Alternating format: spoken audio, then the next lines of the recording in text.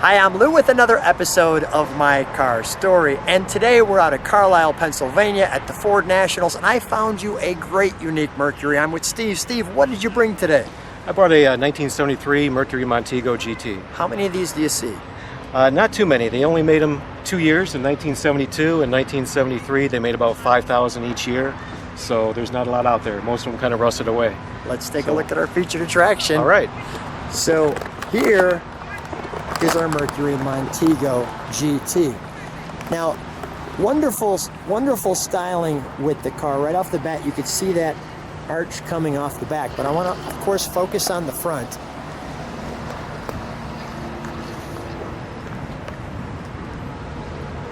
You've got real nice symmetry on this car. Headlights a little more in versus being all the way on the outside. Hood scoop coming together at the top. And then kind of this almost snorkel-like position for the GT, so you absolutely don't miss it.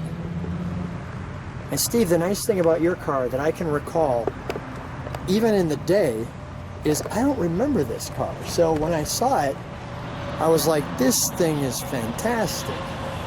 So come on back, and I think it's the only one here that I've seen at Carlisle. Is the only one here this year. There's been a few others over the years, but they're pretty rare. Like I said, a lot of them didn't survive, and there weren't a lot of them made. 1973. Now, this is the original color for the car? This is the original color. It's called bright yellow. Bright yellow. The interior is called ginger.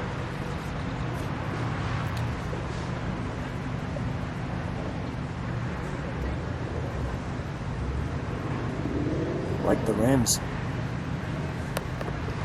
So this car is it's all original with one repaint. Okay. It's 52,000 miles. I got it from the original owner out of New Jersey.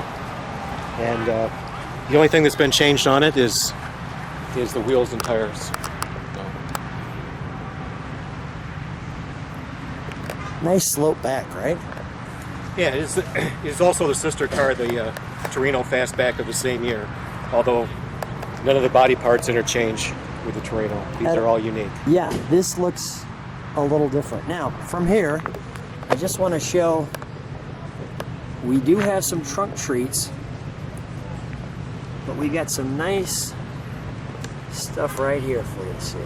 So I have the original bill of sale, the warranty card, and the whole thing. The original owner had it in high school, and he borrowed some money from his parents. Is that right? And he traded in a '68 Cougar to buy it when he was a senior in high school. And if you go around the back, you'll see the parking pass from 1973 is still on the car. Is that right? You got to show me that. That is great. So he kept the car for about 35 years, and he ended up retiring and getting rid of his cars and everything, and this was one of them.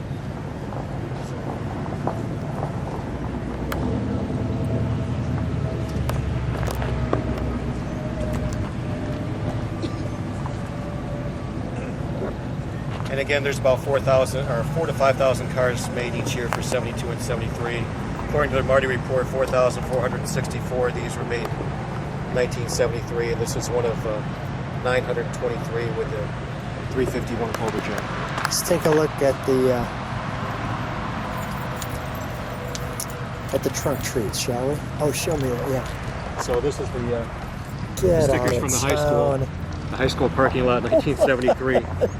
That's great. So, oh wow, he must have been popular back then with a brand new car.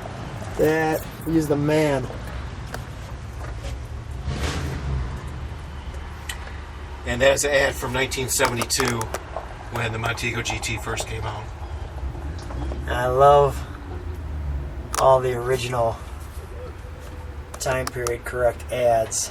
And below that is the 1973. The big difference from 1972 to 1973 is they changed the front bumper. They had the 5 mile per hour. Here's your bumper in 73. Here's your bumper in 72. Go ahead, you're saying. They had the 5 mile per hour crash laws go in 73, so all the cars got some bumperettes and stuff in the front. So this one's a 72. That is a 72. Now that I know the difference. And that's just some of the literature they had. That's a picture of some of the prototypes they had for when they were designing the car. The front grille and stuff didn't end up like that, but Yeah, that's cool. those are early production photos. Great trunk treats on this one.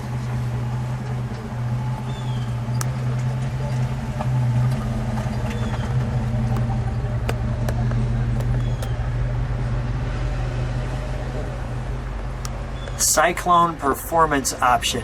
So in 1972, the Cyclone was carried over to the Montego GT as an option. Okay. They only made 30 of them, 29 GTs and 1 MX. And here's a picture of what the MX would have looked like The MX would have looked like this. with that Cyclone option. And it had ram air and some special stickers and striping. So, but this is a 73. This is like a brand new car.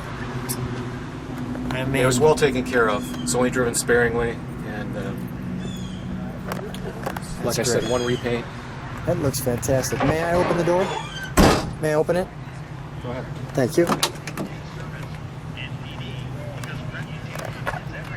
This car's got quite a few options. It's got the AM FM with the 4 speakers, power steering, power brakes, power windows, rear window defroster, split bench seat. I'll show that.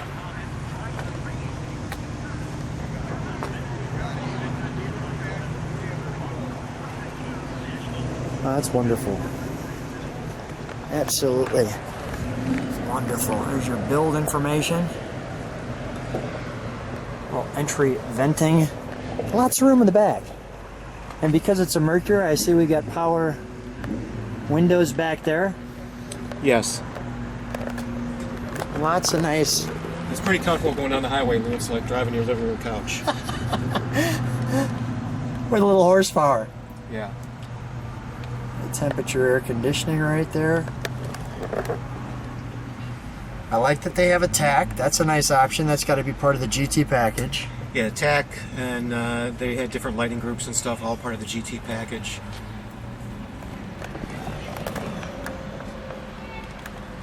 Mercury emblem right at you. They're easy to figure out. Park reverse neutral. I noticed they've got the flip over on the FM. If you push that over, Yes. it gives you AM. Your ashtray. Nice gauge cluster. All pointed, if I do it this way, all pointed right at me.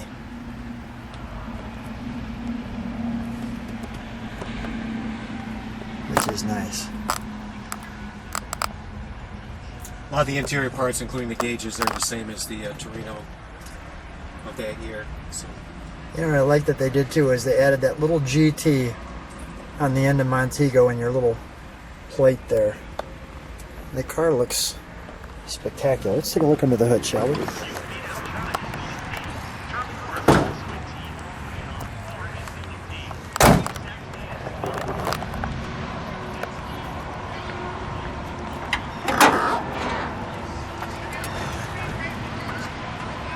Now, is the Cobra Jet, is that a Cleveland engine? it is, yeah, Cleveland based. It's a 351 4-barrel. They detuned it in 72 and 73, but it still produces some moves, good right? horsepower, and it runs really good. A little bit dirty for today, but Let me stand right where you're standing. I just want to lean in on it. I see they've got this plate here.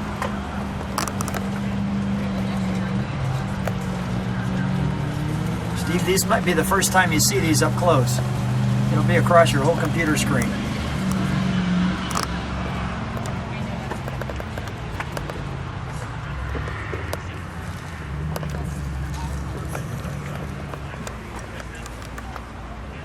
I like this too, right here.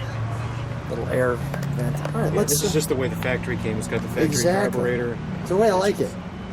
It's an original 52,000 mile engine, and it runs great, drives great, suspension. Let's fire it up. We'll let it idle. We'll step on the brakes for a moment just to show the taillights, and then we'll give it one rev.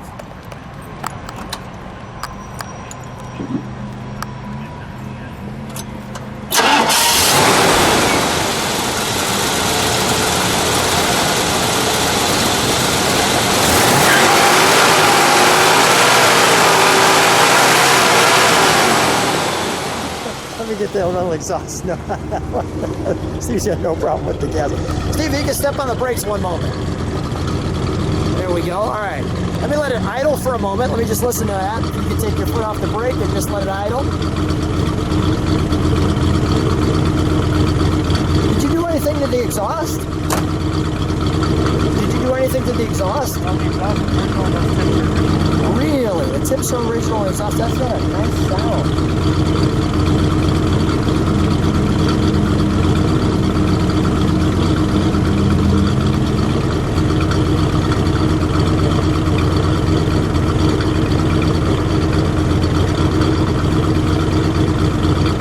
Go ahead, give it a rev, Steve.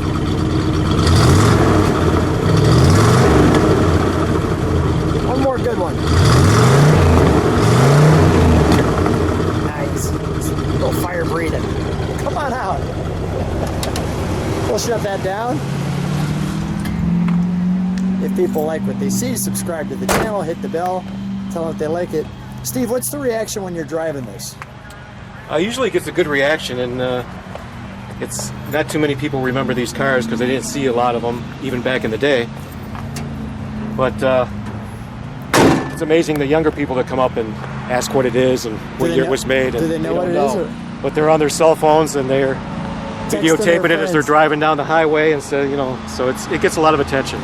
Wonderful. So it's a nice car to have, and drives great. And I like it. Thanks, Steve, for being on the channel. Thanks for being on My Car Story. All right, thank you.